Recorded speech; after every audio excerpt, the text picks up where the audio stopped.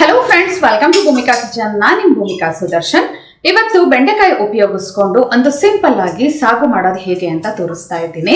ನಿಮ್ಗಂತೂ ಬೆಳಗ್ಗೆ ಎದ್ದ ತಕ್ಷಣ ದೋಸೆ ಅಥವಾ ಬೇರೆ ಏನಾದರೂ ಚಪಾತಿ ಈ ಥರ ಎಲ್ಲ ಮಾಡಿದ್ರೆ ಸಾಗು ಏನಪ್ಪ ಮಾಡೋದು ಅಂತ ಅನಿಸ್ತಿರುತ್ತಾ? ಬೆಳಗ್ಗೆನಾದ್ರೂ ಮಾಡ್ಕೋಬಹುದು ಅಥವಾ ನೈಟ್ ಡಿನ್ನರ್ಗಾದ್ರೂ ಇದನ್ನ ಸಾಗುನ ನೀವು ಪ್ರಿಪೇರ್ ಮಾಡ್ಕೋಬಹುದು. ಬನ್ನಿ ಮಾಡೋದು ಹೇಗೆ ಅಂತ ತೋರಿಸ್ತೀನಿ. ಸ್ಟವ್ ಆನ್ ಮಾಡಿಕೊಂಡು ಬಾಣಲಿ ಒಳಗಡೆ 1 ಟೇಬಲ್ ಸ್ಪೂನ್ ಎಣ್ಣೆ ಹಾಕಿದ್ದೀನಿ. ಎಣ್ಣೆ ಒಂಚೂರು ಚೆನ್ನಾಗಿ ಬಿಸಿ ಆಗ್ತಿದೆ. ಹಾಗೆ 1/4 kg ಬೆಂಡೆಕಾಯಿನ ಚೆನ್ನಾಗಿ ತೊಳೆದು ಒಂದು ಬಟ್ಟೆಯಲ್ಲಿ ಒರೆಸಿ ನಂತರ ಒಂದು 1/4 ಇಂಚಾಗಿ ಕಟ್ ಮಾಡ್ಕೊಂಡಿದ್ದೀನಿ. ಈ ಬೆಂಡೆಕಾಯಿನ ಮೀಡಿಯಂ ಟು ಹೈ ಫ್ಲೇಮಲ್ಲಿ ಚೆನ್ನಾಗಿ ಫ್ರೈ ಮಾಡ್ಕೋಬೇಕು. ಅದರಲ್ಲಿರೋಂಥ ಲೋಳೆ ಅಂಶ ಎಲ್ಲ ಹೋಗಬೇಕು. ಬೆಂಡೆಕಾಯಲ್ಲಿರೋಂಥ ಲೋಳೆ ಅಂಶ ಎಲ್ಲ ಹೋಗಿದೆ.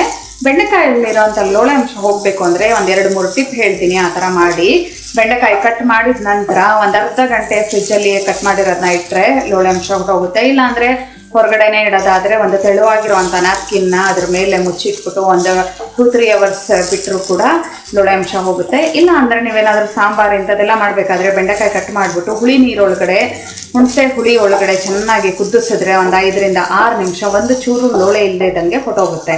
ನಿಮಗೆ ಈ ಟಿಪ್ ಇಷ್ಟ ಆಯಿತು ಅಂದ್ಕೊಳ್ತೀನಿ. ಇವಾಗ ನೋಡಿ ಬೆಂಡೆಕಾಯಿ ಎಲ್ಲ ಒಂದು ಪ್ಲೇಟ್ಗೆ ಟ್ರಾನ್ಸ್ಫರ್ ಮಾಡ್ಕೊಳ್ತೀನಿ. ಇದೇ ಬಾಣಲಿಯಲ್ಲಿ ಇನ್ನೊಂದು ಕೆಲವೊಂದು ಐಟಮ್ಗಳನ್ನ ಫ್ರೈ ಮಾಡ್ಕೋಬೇಕಾಗತ್ತೆ. ಸ್ಟವ್ ಆನ್ ಮಾಡಿಕೊಂಡು ಬಾಣಲಿ ಒಳಗಡೆ ಪುನಃ 1 ಸ್ಪೂನಷ್ಟು ಎಣ್ಣೆ ಹಾಕೊಂಡಿದ್ದೀನಿ. ಎಣ್ಣೆ ಒಂಚೂರು ಬಿಸಿ ಆಗ್ತಿದೆ. ಹಾಗೆ ಬೆಳ್ಳುಳ್ಳಿ ಒಂದು 5-6 ಎಸ್ಲು, ಶುಂಠಿ ಒಂದು ಅರ್ಧ ಇಂಚು, ಈರುಳ್ಳಿ ಒಂದು ಮೀಡಿಯಮ್ ಸೈಜು, ಜೊತೆಯಲ್ಲೇ 1 ಟೊಮೆಟೊ. ಇದಿಷ್ಟು ಸಾಫ್ಟ್ ಆಗೋವರೆಗೆ ಚೆನ್ನಾಗಿ ಫ್ರೈ ಮಾಡ್ಕೋಬೇಕು. ಈರುಳ್ಳಿ ಟೊಮೆಟೊ ಎಲ್ಲ ಚೆನ್ನಾಗಿ ಸಾಫ್ಟ್ ಆಗಿದೆ. ಸ್ಟವ್ ಆಫ್ ಮಾಡ್ಕೊಳ್ತಾ ಇದ್ದೀನಿ. ಇದು ಕಂಪ್ಲೀಟ್ ತಣ್ಣಗಾದ್ಮೇಲೆ ಮಿಕ್ಸರ್ ಜಾರ್ ಒಳಗಡೆ ಹಾಕೊಳ್ತೀನಿ. ತಣ್ಣಗಾದ ನಂತರ ಫ್ರೈ ಮಾಡಿರೋ ಐಟಮ್ ಮಿಕ್ಸರ್ ಜಾರ್ ಒಳಗಡೆ ಹಾಕೊಂಡಿದ್ದೀನಿ. 1 ಟೇಬಲ್ ಸ್ಪೂನ್ ಅಚ್ಕಾರದ ಪುಡಿ, 1 ಟೇಬಲ್ ಸ್ಪೂನ್ ಧನಿಯಾ ಪುಡಿ, ರುಚಿಗೆ ತಕ್ಕಷ್ಟು ಉಪ್ಪು, ಕಲ್ಲುಪ್ಪು ಹಾಕೊಳ್ತಾ ಇದ್ದೀನಿ. ಇದಕ್ಕೆ ಸ್ವಲ್ಪನೇ ನೀರು ಹಾಕೊಂಡು ನುಣ್ಣದಾಗಿ ರುಬ್ಕೊಳ್ತೀನಿ. 1/4 ಕಪ್ಪಷ್ಟು ನೀರು ಹಾಕೊಂಡು ನುಣ್ಣದಾಗಿ ರುಬ್ಕೊಂಡಿದ್ದೀನಿ. ಇವಾಗ ಒಗ್ಗರಣೆ ಹಾಕೊಳ್ಳೋಣ. ಸ್ಟವ್ ಆನ್ ಮಾಡಿಕೊಂಡು ಬಾಣಲಿ ಒಳಗಡೆ 2 ಟೇಬಲ್ ಸ್ಪೂನ್ ಎಣ್ಣೆ ಹಾಕಿದ್ದೀನಿ. ಎಣ್ಣೆ ಒಂಚೂರು ಚೆನ್ನಾಗಿ ಬಿಸಿ ಆಗ್ತಿದೆ. ಹಾಗೆ ಸಾಸಿವೆ, ಜೀರಿಗೆ, ಕಡಲೆಬೇಳೆ, ಉದ್ದಿನಬೇಳೆ ಎಲ್ಲ ಒಂದು ಸ್ವಲ್ಪ ಹಾಕೊಂಡಿದ್ದೀನಿ. 1 ಈರುಳ್ಳಿ ಸ್ಲೈಸಸ್ಗಳ ಥರ ಕಟ್ ಮಾಡಿಬಿಟ್ಟು ಹಾಕೊಳ್ತಾ ಇದ್ದೀನಿ. ಇಲ್ಲಾಂದರೆ ಸಣ್ಣಕ್ಕೆ ಬೇಕಾದರೂ ಹಾಕೋಬೋದು ನೀವು. ಜೊತೆಯಲ್ಲೇ 1 ಗರಿ ಕರಿಬೇವಿನ ಸೊಪ್ಪು, 1 ಒಣಗಿದ ಮೆಣಸಿನಕಾಯಿ. ಈರುಳ್ಳಿ ಒಂಚೂರು ಸಾಫ್ಟ್ ಆಗೋವರೆಗೂ ಚೆನ್ನಾಗಿ ಫ್ರೈ ಮಾಡ್ಕೋಬೇಕು.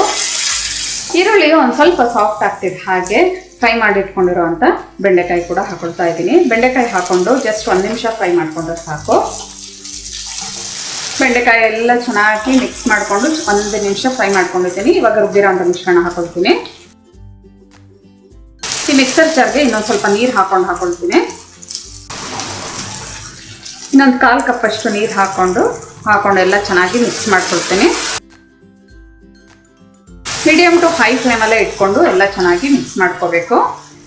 ಎಲ್ಲ ಒಂದ್ಸಲ ಚೆನ್ನಾಗಿ ಮಿಕ್ಸ್ ಮಾಡ್ಕೊಳ್ತಿದ್ದೆ. ಹಾಗೆ ಬೆಲ್ಲ 1 ಟೀ ಸ್ಪೂನ್, ಗಟ್ಟಿ ಹುಣಸೆಹಣ್ಣಿನ ಪೇಸ್ಟು 1 ಟೇಬಲ್ ಸ್ಪೂನ್, ಅಥವಾ ನೀವು ಗೋಲಿ ಗಾತ್ರದ ಹುಣಸೆಹಣ್ಣು ರಸ ಬೇಕಾದರೂ ಹಾಕೋಬೋದು. ಎಲ್ಲ ಒಂದ್ಸಲ ಚೆನ್ನಾಗಿ ಮಿಕ್ಸ್ ಮಾಡ್ಕೊಳ್ತೀನಿ. ಇನ್ನೊಂದು ಸ್ವಲ್ಪ ನೀರು ಹಾಕೊಳ್ತೀನಿ.